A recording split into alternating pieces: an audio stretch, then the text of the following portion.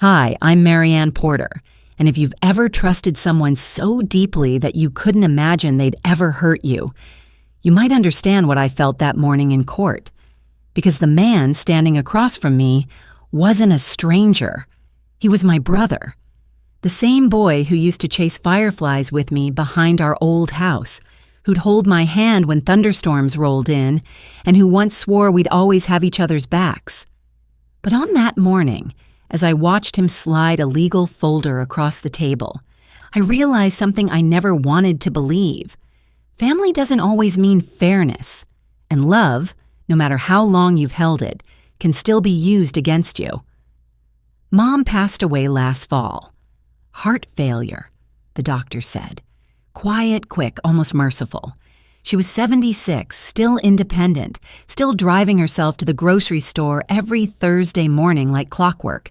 She loved routine, loved order. Her kitchen drawers were labeled, her bills paid a week early, her garden trimmed like she expected company every day. And even though our family wasn't perfect, whose is, she kept us connected, if only by her sheer will. Our town, Maple Hollow, isn't the kind of place that changes much.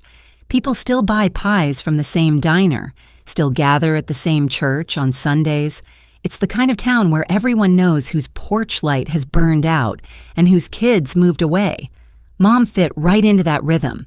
She was the post office clerk for almost 30 years, the one who remembered birthdays, who'd slip candy canes into envelopes at Christmas, who'd hand-deliver lost packages because she couldn't stand to see someone disappointed, and everyone loved her for it.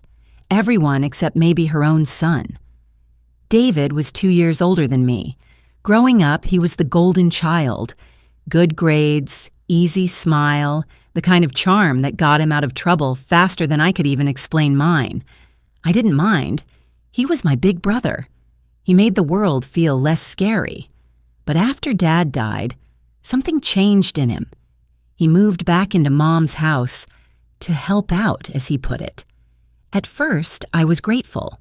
I lived 2 towns over, busy with my teaching job, and I thought he was being the dutiful son. But slowly, I started noticing small things. Mom stopped calling as much. When she did, she sounded tired, cautious, like someone was listening in. And whenever I offered to visit, she'd say, "Oh, honey, David's got it handled." Still, I trusted them both, because that's what family does. We trust. After the funeral, I remember sitting in the living room, the air thick with flowers and casseroles. David was in charge of the paperwork, insurance, bank accounts, all that. He told me not to worry, that Mom's lawyer would sort everything. And I didn't question it. I wanted to believe we were still a team, even if grief had made us quiet. Weeks passed. Then one Tuesday afternoon, while grading essays, I got an email from the county probate office. The subject line said, "Property transfer confirmation." At first, I thought it was a mistake. Wrong address, wrong person. But then I saw my mother's name in bold print, and below it, new owner, David Porter. Authorized by Marianne K. Porter Delkay. That was the first thing that hit me. My middle name isn't Catherine, it's Louise. Mom was the only one who ever used it. My heart started pounding. I called David immediately. He didn't answer, so I emailed the clerk, asking for clarification. 2 days later, I got a short reply. The document was signed and filed electronically with witness verification attached. Witness verification. My name. My signature. Except I'd never seen that paper in my life. That night, I barely slept. I sat at my kitchen table staring at old photographs. Me, Mom, David, smiling at the county fair.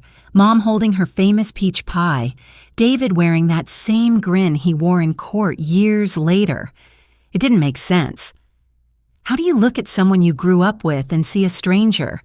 How do you forgive someone who steals not just what's yours, but what your mother wanted for you both? The next morning, I drove to Maple Hollow Courthouse. It was early March, cold enough that my breath came out in clouds.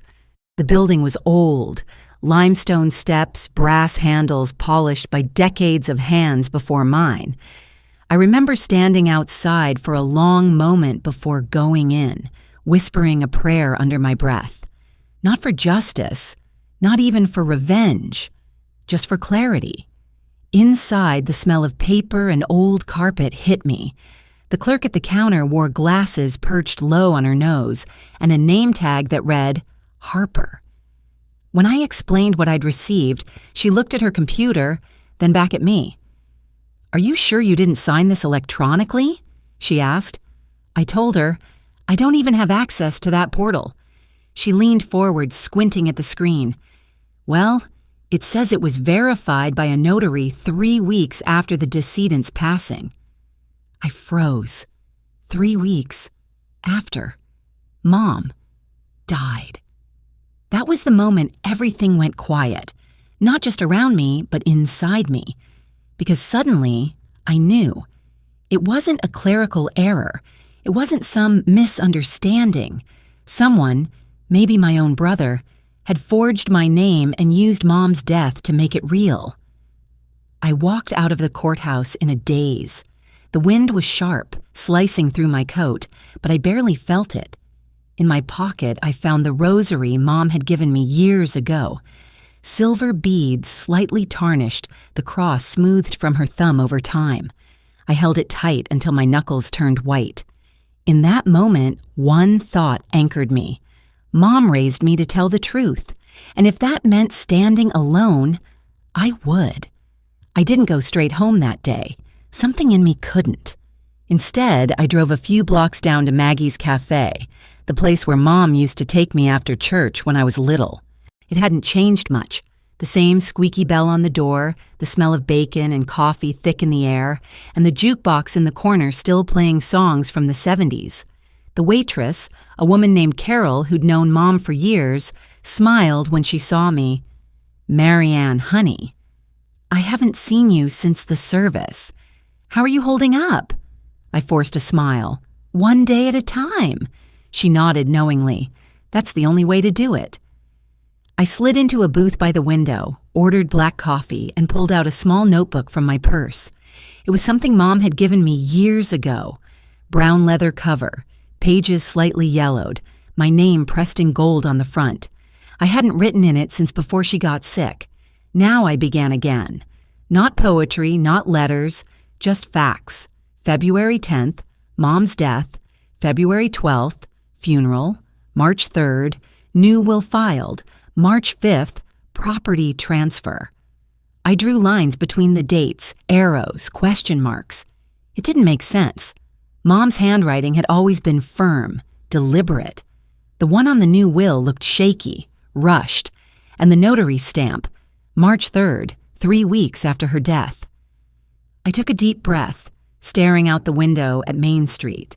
A few people passed by, familiar faces from childhood, people who still waved without needing to know what your day looked like. Maple Hollow was that kind of town.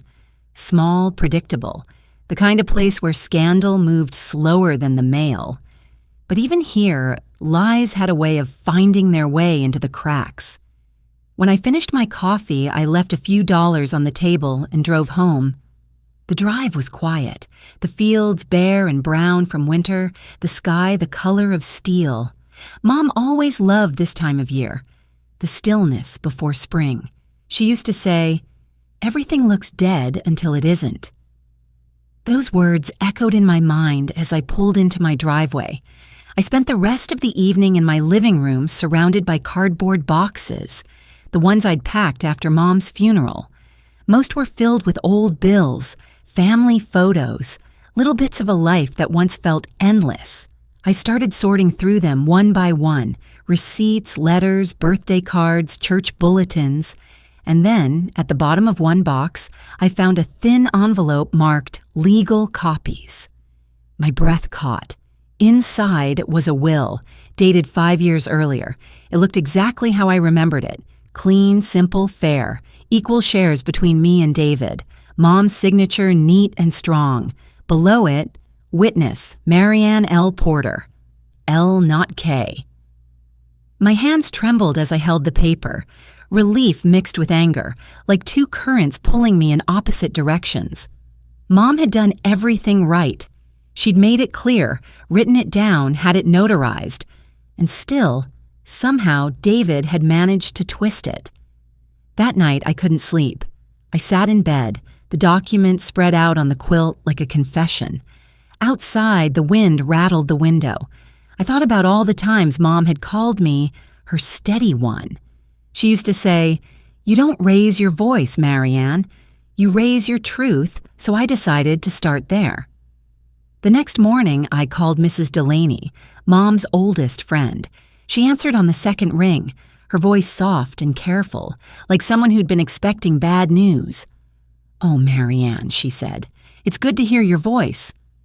I told her what I'd found, every detail. There was a long pause on the other end.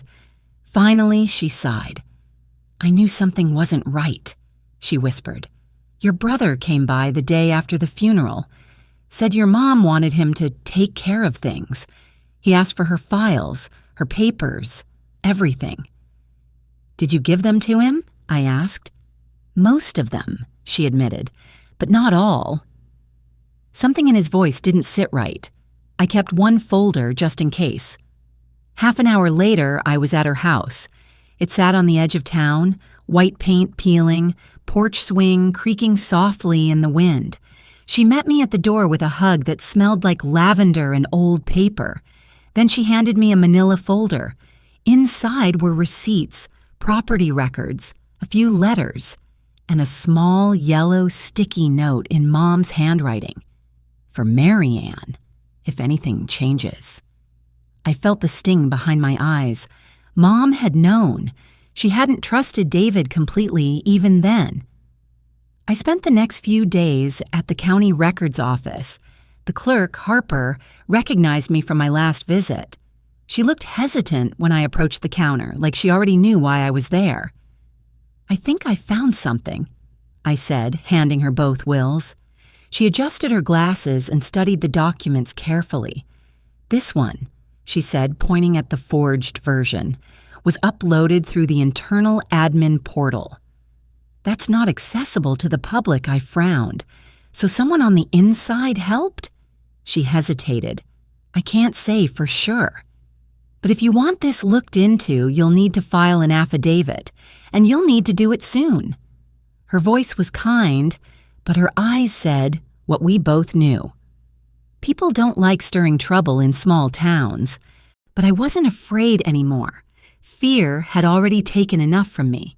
That night, I wrote my affidavit by hand first. Every detail I could remember, every date, every interaction. Then I typed it, double-spaced, printed it, and signed it. At the bottom, I added one last line.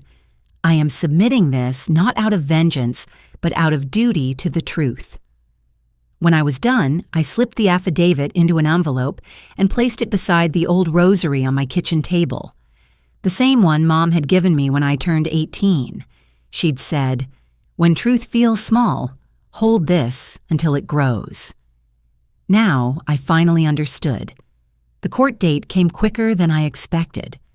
March sunlight slanted through the courthouse windows, catching dust in the air like slow-falling snow. The courtroom was small.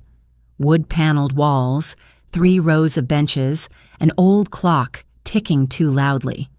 David sat 2 seats ahead, his lawyer beside him, a younger man with perfect posture and a smirk that didn't quite reach his eyes. When the judge entered, we all stood. The sound of chairs scraping against the floor echoed like thunder. "Case of Porter versus Porter," the clerk announced. My stomach turned. I hated the sound of our names like that, as if we'd become strangers fighting over a stranger's belongings. The judge, a woman in her 60s with silver hair pulled back tight, adjusted her glasses. "Ms. Porter," she said, looking at me, "you've filed an affidavit alleging forgery and unauthorized probate filing. Do you have documentation to present?" "Yes, Your Honor," I said, my voice calm but shaking underneath.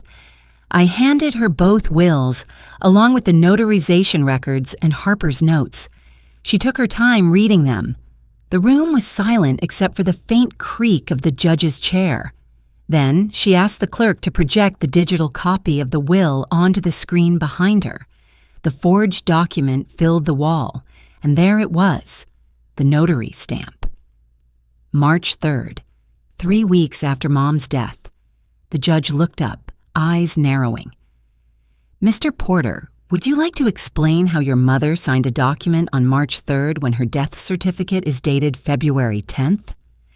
David's lawyer shifted, cleared his throat. There must be a clerical mix-up, Your Honor. The judge leaned back. Clerical mix-ups don't create new signatures. Her tone wasn't cruel, but it was final. David's face was pale. He didn't look at me once, not when the judge ordered the document voided, not when the gavel hit the desk, not even when she said, "Forgery is a serious matter, Mr. Porter. We will be forwarding this case to the county prosecutor for review." It should have felt like victory, but it didn't. It felt heavy, like truth always does. After the hearing, I stepped outside. The sky was bright, almost painfully blue. A cold wind whipped across the courthouse steps, tugging at my coat. Mrs. Delaney was waiting near the sidewalk. She smiled softly, her eyes shining. "Your mother would be proud," she said. I nodded, unable to speak. I didn't feel proud, just tired, emptied out, like I'd carried something too heavy for too long. When I got to my car, I sat for a long while before turning the key. I thought of all the years David and I had shared, the holidays, the laughter, the long drives, the fights that never lasted. Somewhere along the way, we'd stopped being a family and started being rivals in a story neither of us wanted to write. I whispered into the steering wheel, "I forgive you, David. Even if you never ask for it," then I drove home. That evening, I opened the window in my kitchen. The air smelled like rain and the promise of spring.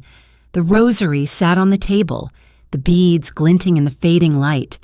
I ran my fingers over them slowly and whispered, "It's done, Mom." For the first time in weeks, I slept through the night. When I woke the next morning, the world felt lighter.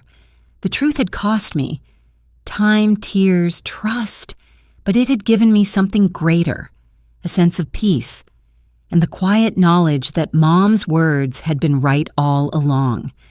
Fair doesn't mean easy, it just means right. The morning after the court ruling, I woke before dawn. The world outside my window was still dark, a soft kind of quiet that only comes before sunrise. For the first time in months, my chest didn't feel tight.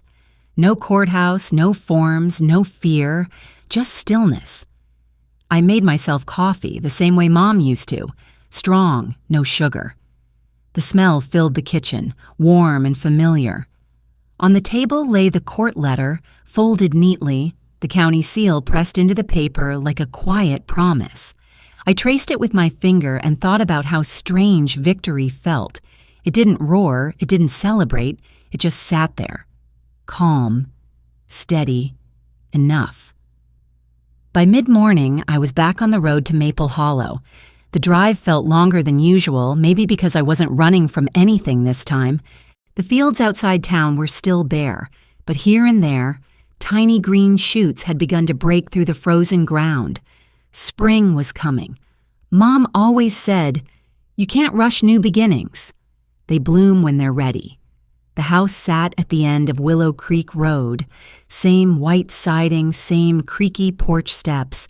But as I pulled into the driveway, I realized it wasn't just her house anymore.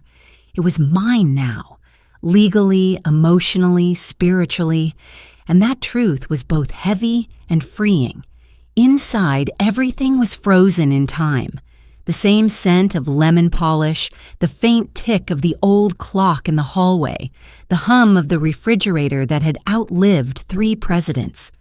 Dust had settled on every surface, but the house still felt alive somehow, like it had been holding its breath, waiting for me to come home.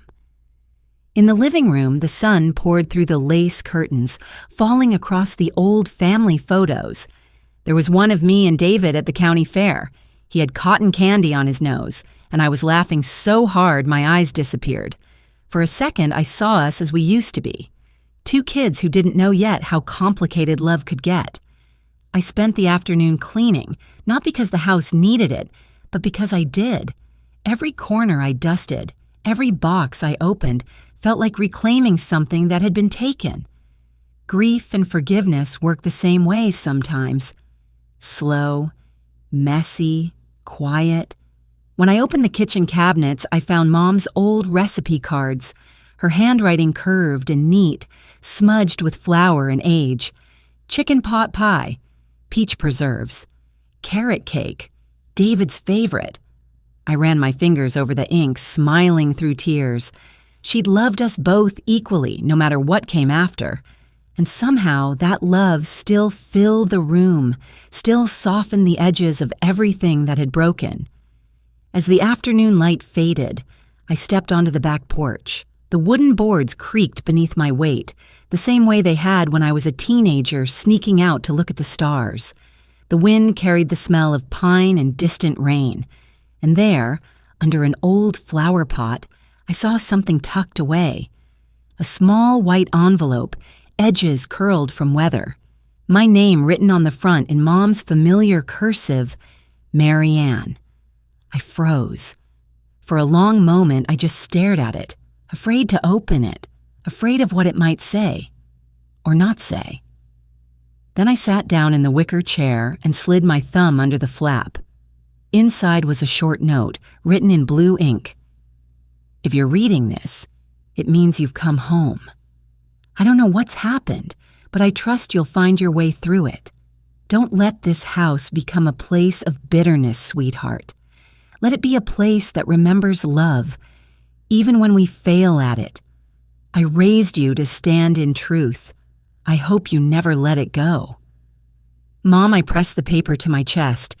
It smelled faintly of lavender and old drawers, and in that quiet moment I could almost hear her voice again, steady, patient, certain. That night I couldn't sleep. The house was too full of memories. Every creak sounded like her footsteps, every gust of wind like her whisper. So I went to the kitchen, made tea, and sat by the window. The moonlight spilled across the counter, catching the rosary I'd left there after the trial. I held it gently, the beads cool against my skin. I thought about forgiveness, not the dramatic kind you see in movies, but the real kind, the one that sneaks up on you in small, quiet ways. Forgiveness isn't for the person who hurt you. It's for the part of yourself that refuses to stay angry forever. So I picked up my phone, scrolled through my contacts, and found David's number. For a long time, I just stared at it. Then I pressed call. He didn't answer. I didn't expect him to. But I left a message anyway. Hey, I said softly, I got the ruling today. The house is mine again. I'm not calling to fight. I just wanted you to know. I don't hate you. I don't understand what you did, and maybe I never will. But I hope someday you'll find peace too. That's all. Take care of yourself. I hung up. And for the first time since Mom's funeral, I didn't cry. I just breathed. The next morning, sunlight flooded the house. It felt lighter somehow, like something unseen had shifted. I opened every window, letting the air move freely again. Then I went out back and started the old garden. The soil was still cold, but my hands remembered what to do. I cleared the weeds, tilled the earth, planted a few seeds Mom had saved in jars, lilacs, daisies, and tomatoes. Simple things, the same way she liked it. As I worked, I thought about how strange it was that healing looked so ordinary. No big speeches, no grand gestures, just hands in the dirt, heart slowly unlearning its own fear. Over the next few weeks, I fixed the house piece by piece. New paint on the porch, fresh curtains in the kitchen, a replaced window in the guest room that had been cracked for years. Every repair felt like a conversation with her, me answering the questions she never got to ask. One afternoon, while cleaning the attic, I found a small tin box tucked behind a pile of magazines. Inside were old keepsakes, a ring she never wore, a church bulletin from my baptism, and a faded photograph of her holding me as a baby. At the very bottom was a check, unsigned, made out to the Women's Legal Aid Fund. My breath caught. It must have been something she'd planned but never finished. I smiled through tears. "Of course you did, Mom," I whispered, always thinking of others. I knew what I had to do. The next week, I drove into the city and met with the director of the Legal Aid Center, a woman named Ruth, kind eyes behind thick glasses. I handed her a donation check, half the estate's value in Mom's name. She looked at me in surprise. "This is incredibly generous," she said. "What made you decide to do this?" I smiled. My mother believed that truth should have a voice, especially for those who can't afford to fight for it. She taught me that justice isn't about winning. It's about making sure someone gets heard. Ruth nodded slowly. "Your mom sounds like someone I would have liked to know." "She was," I said. "She really was." When I got back to Maple Hollow, evening had fallen. The porch light flickered on as I parked, a little unsteady, like it was waking up after a long nap. Inside, I lit a candle in the kitchen, placed it next to Mom's rosary and her note. The flame danced softly, casting light over the photo of her on the wall. I whispered, "We did it, Mom." The words hung in the air, quiet but sure. And for the first time, I felt her absence not as a wound, but as a presence. She was everywhere in that house, in the scent of lemon oil, in the echo of laughter down the hall, in the way the light hit the floor at dusk. A few days later, an envelope appeared in my mailbox. No return address. Just my name written in handwriting I hadn't seen in a while. David's. My hands trembled as I opened it. Inside was a single piece of paper. 5 words, nothing more. "I'm sorry." You were right. And I didn't cry this time. I just folded the paper neatly and placed it inside the tin box with Mom's note. Then I whispered, "That's enough." Forgiveness didn't need to be loud. It didn't need to be public. It just needed to be real. Spring came early that year. The lilac bushes bloomed faster than I expected, the air thick with their scent. Every morning, I'd sit on the porch with a cup of tea, watching the sunrise spill gold over the fields. Sometimes I'd talk to Mom, out loud like she was sitting beside me. Other times, I just listened, to the wind, to the birds, to the quiet hum of a world still turning. I realized then that the house had never really been about inheritance or money.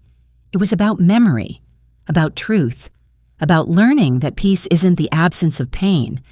It's the decision to live with it gently. One evening, I looked through the window and caught my reflection overlapping Mom's photograph on the wall. For a brief second, it looked like we were standing side by side. And maybe we were. She'd fought her battles in her own quiet way. Through kindness, through honesty, through the little acts of courage no one ever saw. And now I was doing the same. I smiled and whispered, "I kept the promise, Mom." I stood for what was right. That night, I wrote in the same notebook I'd brought to Maggie's Cafe weeks ago, the one that started this journey. I turned to the last page and wrote, "Truth doesn't always roar. Sometimes it whispers, and sometimes the whisper is enough." Then I closed the book, placed it on the shelf beside Mom's Bible, and turned off the light. For the first time, the house didn't feel empty. It felt whole. In the end, what Marianne found wasn't revenge, it was peace. She learned that truth doesn't have to shout to be heard. Sometimes it's quiet, steady, and kind. If you've ever been hurt by family or silenced by love that turned cruel, remember this. You can lose almost everything, money, property, even belonging, and still win yourself back.